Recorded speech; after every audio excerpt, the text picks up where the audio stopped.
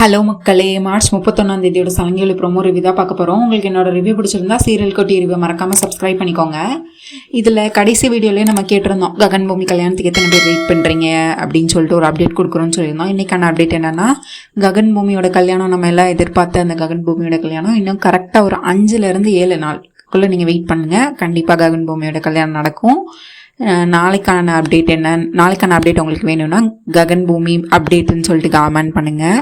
And இன்னைக்கான review என்னென்னா, DSP வந்து அந்த கண்ணாடி விலையில வந்து சரச்சந்திராட்ட கொடுத்துட்டு போகிறாங்க. இது உங்ககிட்டே இருக்கட்டும், இது யாருன்னு நாங்கள் கண்டுபிடிச்சிக்கிறோம், இதை நீங்கள் எதுக்கும் உங்களோட இதுக்கு நீங்கள் கண்டுபிடிக்கிறதா இருந்தால் நீங்கள் வச்சுக்கோங்கன்னு சொல்லிட்டு, இதை உங்கள் பாதுகாப்பில் இருக்கட்டும்னு சொல்லிட்டு அந்த கண்ணாடி விலையில வந்து ஒரு கவர் போட்டு, ஒரு கண்ணாடி கவரில் போட்டு சரச்சந்திராட்ட கொடுத்துட்றாங்க. சரச்சந்திரா அதை போட்டு மண்டையை போட்டு யோசிச்சுக்கிட்டு இருக்காரு, இந்த கண்ணாடி விலையில் யாரோடதாக இருக்கும், எப்படியா இருக்கும் அப்படின்னு சொல்லிட்டு.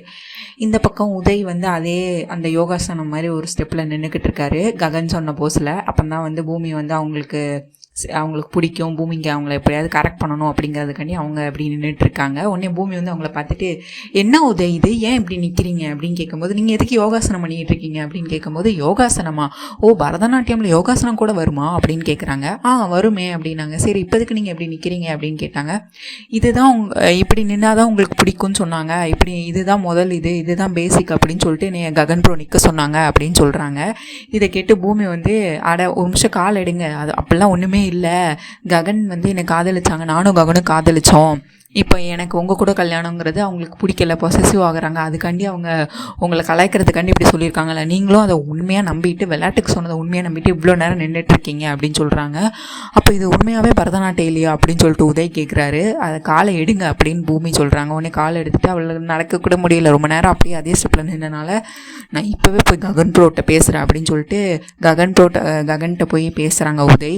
நான் உங்களை ரொம்ப பெரிய ஜென்டில்மேனு நினச்சேன், ஆனால் நீங்கள் இப்படி என்னை கேவலமாக பண்ணுவீங்க நினைக்கவே இல்லை அப்படின்னு சொல்லிட்டு இருக்காங்க. இதில் உடனே அவர் வந்து இப்படி 2 பேரும் ககனும் உதயம் பேசிக்கிட்டு இருக்காங்க. பேச்சு வாக்கில் வந்து, ஆமாம் உங்கள் அம்மாவுக்கு நடந்த அவமானத்தை விடையா இது பெரிய அவமானம் அப்படிங்கிற மாதிரி சொல்கிறாரு. என் அம்மாவுக்கு நடந்த அவமானமா என்னது அப்படின்னு சொல்லிட்டு ககன் வந்து யோசிக்கிறாரு. உடனே பூமி வந்து இடையில முட்டுக்கட்டு போடுறாங்க. அப்பெல்லாம் அவர் சும்மா ஏதோ விளையாட்டுக்கு சொல்லிட்டு இருக்காரு, நீங்கள் விடுங்க அப்படின்னு சொல்கிறாரு ககன் கிட்ட.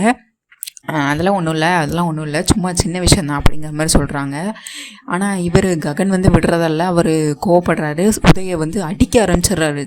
டப்பு டிப்புன்னு சொல்லிட்டு நெஞ்சில் 2 வாட்டி அடிக்கிறாரு. அடிச்சுட்டு, இப்போ நீ சொல்ல போறியா இல்லை நான் உன்னை இங்கேயே கொன்றவா அப்படின்னு கேட்குறாங்க. உடனே அவர், அதெல்லாம் ஒன்றும் இல்லையே, பூமிக்கு தான் தெரியும் பூமியை கோத்து விட்றாங்க. பூமிக்கு தெரியறது இருக்கட்டும், உனக்கு தெரிஞ்சதை நீ சொல்லு அப்படின்னு சொல்கிறாங்க. உடனே இவங்க பூமி இருந்துட்டு, மாமா நான் சொல்கிறேன் அப்படின்றாங்க. அவங்களும் வந்து சொல்ல விடதல்ல, நான் பூமிக்கிட்ட அப்புறம் நான் கேட்டுக்கிறேன், முதல்ல உனக்கு தெரிஞ்சதை நீ சொல்லுடா அப்படின்னு சொல்கிறாங்க. இவரும் உதய் வந்து அப்படியே அடிச்சுக்கிட்டே போய் ஒரு தூண் மாதிரி வருது, அதுக்கிட்ட வந்துட்டு கழுத்து நெரிச்சு அப்படி மேலே தூக்கிடுறாரு. ககன் வந்து உதய தூக்கிட்டு, இப்போ நீ உண்மையை சொல்ல போறியா இல்லை நான் உனக்கு கொன்றுவா நீங்கள் பூமிக்கு ரொம்ப பதட்டமாயிருது. ஐயோ உதய கொன்றுவாங்களோ அப்படின்னு சொல்லிட்டு, கொலைகேஸில் இவருக்கு ஏதாவது மாட்டிப்பார் அப்படின்னு சொல்லிட்டு, விடுங்க மாமான்னு சொல்லிட்டு பூமி ஒரு பக்கம் கெஞ்சிட்டு இருக்காங்க. அவரும் விடுறதவே இல்லை, ககனு அவரை உதய விடுறதவே இல்லை. அதுக்கு அடுத்து ஒரு கட்டத்தில் பூமியை கத்திடுறாங்க. நானே உண்மையை தொலைகிறேன் அப்படின்னு சொல்லிட்டு கத்துற உடனே அவர் உதய விட்டுறாரு. என்ன நடந்துச்சு அப்படின்னு கேட்குறாரு. உடனே அதுக்கு அடுத்து அபூர்வா வந்து அவங்க கல்யாணம் நடக்கணும்னா சாரதாக்கு எப்படி டிவோர்ஸ் பண்ணணும் அதில் ஆரம்பித்து கடைசியாக அவங்க வந்து அந்த புருஷன் இறந்தா ஒரு சடங்கு பண்ணுவாங்கள்ல, அதெல்லாம் பண்ணிகிட்டு இருந்தாங்கல்ல சாரதாக்கு, அது வரைக்கும் எல்லாத்தையும் சொல்லிடுறாங்க. அதை கேட்டு அப்படியே ககனோட ஃபேஸ் அப்படியே கோவமாக சிங்கம் மாதிரி ஆயிடுது. அப்படியே கண்ணெல்லாம் செவந்து போய் அவ்வளோ கோவம் மூஞ்சியில் இருக்கும். அப்படி அதே கோவத்தோட விறுன்னு எகிரி குதிச்சு வெளியே வந்து கார் எடுத்துருவார். பூமி பின்னாடியே ஓடி வந்து, மாமா நின்னுங்க ஒன்றும் பண்ணாதீங்க மாமான்னு சொல்லிட்டு அவங்களும் ஓடி வருவாங்க. ஆனால் இவருக்கு துள்ளி குதிச்சு கார் எடுத்துகிட்டு ஓடிடுவாங்க. இவங்களும் பின்னாடியே வந்து ஃபாலோ பண்ணுவாங்க. ஆனால் அவர் அதுக்குள்ளே காரை எடுத்துகிட்டு போயிடுவார். ககன் அங்கேருந்து சரச்சந்திரா வீட்டுக்கு நேராக வந்துட்டுருப்பார். உடனே பூமி இருந்துட்டு இவங்களுக்கு சரச்சந்திரா கால் பண்ணுவாங்க. ஆனால் சரச்சந்திரா வந்து அந்த வலையில் வச்சே யோசிச்சுக்கிட்டு இருப்பார். அப்போ அந்த டிஎஸ்பி சொன்னது உண்மைதானா, என் சோபா சந்திரா வந்து இயற்கையாக சாகலையா, யாரோ கொண்டிருக்காங்களா, அப்போ இந்த டிஎஸ்பியை கொண்டது யார், அவங்க சோபா சந்திராவை கொண்ட அதே ஆள் தான் இப்போ டிஎஸ்பியும் கொண்டிருக்கா, இதுக்கு பின்னாடி என்ன இருக்குன்னு சொல்லிட்டு அவர் ஒரு பக்கம் யோசிச்சுக்கிட்டே இருப்பார். பூமி வந்து கால் பண்ணுவாங்க, ஆனால் எடுக்க மாட்டார் சரச்சந்திரா. உடனே அதுக்கடுத்து இவங்க சரச்சந்திரா பக்கத்தில் தான் அபூர்வா நிற்பாங்க. மாமா பூமி தான் கால் பண்ணுறாங்க, எடுங்க, முக்கியமாக இருக்க போகுது அப்படின்னு சொல்லுவாங்க. உடனே அவங்களும் பூமியோட காலை எடுத்துருவாங்க. எடுத்துகிட்டு என்னம்மா சொல்லு அப்படின்னா, உடனே பூமி அழுதுகிட்டே இப்போ எதுக்குமா அழுகிற அப்படின்னா, தயவு செஞ்சு நீங்கள் இந்த வீட்டை விட்டு இப்போ வெளியே போங்க அப்படின்னு சொல்கிறாங்க பூமி. எதுக்குமா இப்போ நான் வெளியே போனேன், என்னாச்சு, என்ன நடந்துச்சுன்னு முதல்ல நீ சொல்லு, என்ன நடந்துச்சு, என்ன பிரச்சனை அப்படின்னு அவர் அங்கேருந்து சரச்சந்திரா அங்கேருந்து கேட்பாரு. நீங்களும் சித்தியும் இப்போ வீட்டை விட்டு தயவு செஞ்சு வெளியே போங்க, வெளியே எங்கேயாவது போங்க, வீட்டில் இருக்காதீங்கன்னு திரும்ப சொல்லுவாங்க. என்னம்மா நடந்துச்சு, என்ன நடந்துச்சு, என்ன பிரச்சனைன்னு முதல்ல சொல்லு. ககன் மாமாவுக்கு எல்லாமே தெரிஞ்சு போச்சு, நீங்கள் சாரதா அத்தைக்கு பண்ண கொடுமைகள்லாம் அவங்க பொண்ணு உங்களை கொன்னுவேன்னு சொல்லிட்டு வீட்டுக்கு வந்துக்கிட்டு இருக்காங்க. இப்போ நீங்கள் ககன் மாமா ரொம்ப கோவத்தில் இருக்காங்க, உங்களுக்கு ஏதாவது பண்ணிடுவாங்க. அப்பா தயவு செஞ்சு நீங்களும் சித்தியும் இங்கே இருக்காதீங்க, வெளியே போங்க அப்படின்னு சொல்லிட்டு ஃபோனை சொல்கிறாங்க. உடனே சரச்சந்திரா ஃபோனில் நான் ஏன் இருந்துட்டு பூமிக்கிட்ட நான்லாம் போக முடியாது, அந்த ககன் வந்தால் வரட்டும், நான் அவனை இன்னைக்கு கொல்றேன், இன்னைக்கு அவன் சாவை என் கையால் தான் இவர் ஆவேசத்தில் பொங்கி கத்திட்டு இருக்காரு. ககனும் இவங்க வீட்டுக்கு வந்துடுறாங்க. இவர் சரச்சந்திரா வீட்டுக்கு ககனை கொல்றதுக்காண்டி துப்பாக்கி எடுத்து அங்கே இங்கே சுட்டுட்டு இருக்காரு. லைட்டெல்லாம் உடையுது, பூ செடியெல்லாம் உடையுது, எல்லாம் உடையுது. திரும்ப அவர் துள்ளி குதிச்சு வந்து சரச்சந்திரால கையிலேருந்து அந்த துப்பாக்கி அவர் வாங்கிடுறாரு. ககன் வாங்கி திரும்ப அவருக்கு, நான் உன்னை கொல்ல போகிறேன், என்ன தைரியம் இருந்தால் நீ என் அம்மாவே கஷ்டப்படுத்தியிருப்பேன், நான் உன்னை சும்மா விட மாட்டேன் சரச்சந்திரா அப்படின்னு சொல்லிட்டு அவர் திரும்ப கொல்ல போகிறேன் அப்படின்ட்டு இருக்காரு. இந்த கேவலமான ஐடியா உனக்கு கொடுத்தது இவ தானே, அந்த அபூர்வா சொல்லி தானே நீ இதை பண்ண, முதல்ல அவளை கொள்கிறேன், அடுத்து உன்னையே கொள்கிறேன் அப்படின்னு சொல்லிட்டு பேசிகிட்டு இருக்காங்க. அபூர்வா இடையில, நீ என் மாமாவை தொடுறதுக்கு முன்னாடி முதல்ல என்னைய மீறி தான்டா என் மாமாவை தொடணும்னு அவங்க நல்லவங்களாட்டம் வந்து இது பண்ணிக்கிட்டு இருக்காங்க, நான் உன்னை கொண்டே தீருவேன் அப்படின்னு சொல்லிட்டு ககன் ஒரு பக்கம் சரச்சந்திராவை பற்றி இது பண்ணிகிட்டு இருக்காரு. இதுக்கு இடையில செரி வந்து இடையில, அண்ணா விட்டுருங்க நான் வேண்டாம், நான் அவங்க பண்ண தப்ப நம்மளும் பண்ணக்கூடாது, நான் விட்டுருனா அப்படின்னு சொல்லிட்டு இருக்காரு. அதுக்கடுத்து சுடுறதுக்கு ரோல்லாம் பண்ணிட்டாரு. இந்த நேரத்தில் இவர் வந்து தள்ளி விட்டுறாரு. இவர் செரியோட அப்பா கேபி வந்து ககனை தள்ளி விட்டுட்டு போயிடுறாரு. தள்ளி விட்டுற உடனே எல்லாத்துக்கும் காரணம் நீ தான் அப்படின்னு சொல்லிட்டு ககன் திரும்ப அவரையும் கேபியும் பிடிச்சி திட்டுறாரு. கேபியும் தள்ளி விட்டுறாரு. அவர் போய் அப்படி இந்த டீப்பால் போய் விழுந்து அவருக்கு அடிபட்டுருது. அவருக்கு அதுக்கடுத்து செரி வந்துட்டு, அன்னைக்கு பெரியம்மாக்கு அந்த இது நடக்கும்போது, அந்த அவமானம் நடக்கும்போது நானும் பார்த்துட்டு தான் இருந்தேன், நீ கோவப்படுறதா இருந்தால் எம்எல்ஏயும் தான் கோவப்படணும், நானும் அன்னைக்கு தட்டி கேட்கல, எதுவுமே பண்ணலை, தப்பு என் மேலே தான் இருக்குது, அன்னைக்கு நான் திருப்பி பேசியிருக்கணும், நான் எதுவுமே பண்ணலை, அதனால் நீ என்னையை முதல்ல சுட்டு கொல்லுனா அப்படின்னு சொல்லிட்டு சரச்சந்திராவுக்கு முன்னாடி செரி வராரு. உடனே இவருக்காகன்னு இருந்துட்டு, என்னடா என்ன தைரியம் இருந்தால் நீ உன் அத்தையும் மாமாவையும் உன் உயிரை காப்பாற்றுறதுக்கு நீ உன்னையே அர்ப்பணிக்க போறியா, நீ உனக்கு அவ்வளோ தைரியம் ஆயிடுச்சா அப்படின்னு சொல்லிட்டு, விலகுடா சரி தள்ளி போடா சரி அப்படின்னு சொல்லிட்டு இருக்காரு.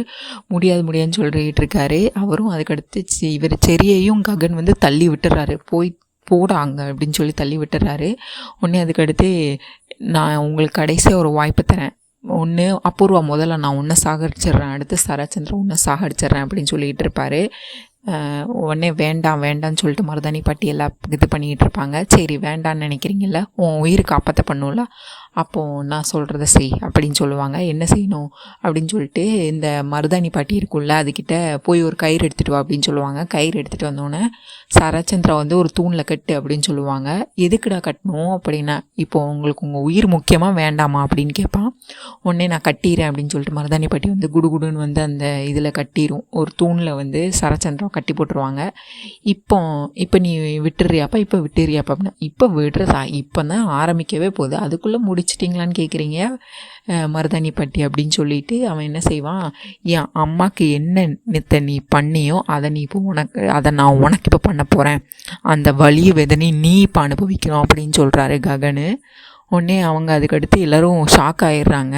செரியும் ஷாக் ஆகிடுறாங்க, கேபி ஷாக் ஆகிடுறாங்க, மருதாணி பட்டி ஷாக் ஆகிடுறாங்க. அபூர்வா இருந்துட்டு, இல்லை நான் உன்னை சுட்டு கொன்றுவேன், உனக்கு ஒரு 2 வாய்ப்பு தான், ஒன்று என் கையால் நீ சாகணும், இல்லை நான் சொல்கிறத நீ செய்யணும், இப்போ முடிவு உன் கையில் அபூர்வா அப்படின்னு சொல்லிடுறாரு.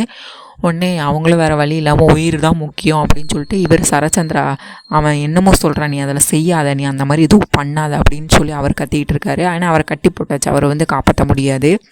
இவங்க மருதாணி பாட்டி இருந்துட்டு, என் பொண்ணோட உயிர் தான் எனக்கு முக்கியம், அதனால் அவன் சொல்கிறத செய்யுமா அப்படின்னு சொல்லிடுறாங்க. அதுக்கடுத்து அவங்களும் வேறு வழியே இல்லாமல் அவங்களே வந்து கீழே உட்காந்து அவங்க பொட்டை அழித்து குங்குமத்தை அழித்து வளையலை உடச்சி இருக்காங்க. அதுக்கடுத்து தாலி ஆக்கிறதுக்காண்டி ஆக்க போகிறாங்க, பிடிச்சிருக்காங்க. இந்த நேரத்தில் சாரதா வந்து அவங்க தாலியை காப்பாற்றிடுறாங்க. பூமி வந்து எப்படி சாரதா காப்பாற்றுறாங்களோ அதே மாதிரி சாரதா வந்து அபூர்வோட தாலியை காப்பாற்றுறோன்னே ககனுக்கு திட்டுறாங்க.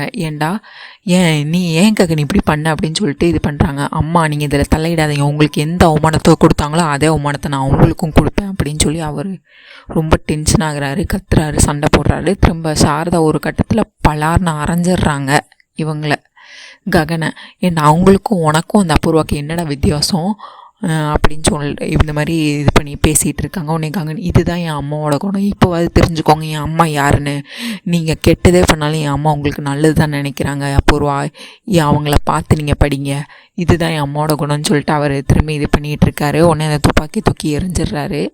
எரியறதுக்கு முன்னாடி என்ன சொல்கிறாருன்னா, நான் சரி ஒழுங்காக நீ இப்போ நான் உன்னை விட்டுட்டு போகணுன்னா நீ என் அம்மா காலில் விழுந்து மன்னிப்பு கேளு, நீ பண்ணது எல்லாமே தப்புன்னு சொல்லி இந்த அபூர்வா கேளு அப்படின்னு சொல்கிறாங்க. உடனே இந்த அபூர்வாவும் வேறு வழி இல்லாமல் இவங்க கேட்குறதுக்கு யோசிச்சுட்ருக்காங்க.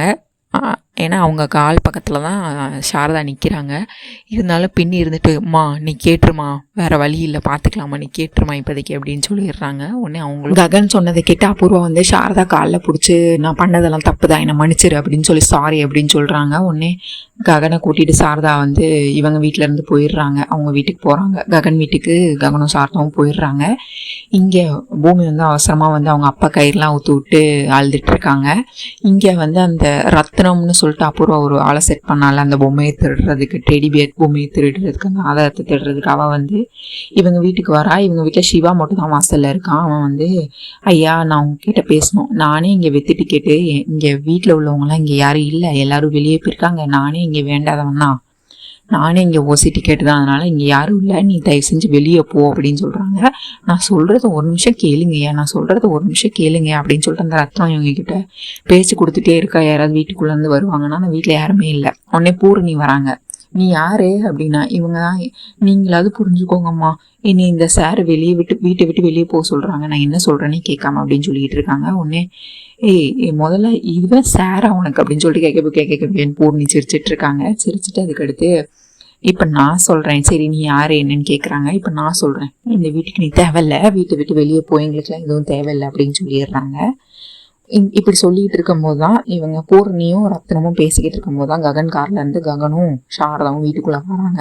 அதனால ககன் வந்து அப்படியே சோகமாக ஒரு மைண்ட் அப்செட்லேயே உள்ளே போயிடுறாரு.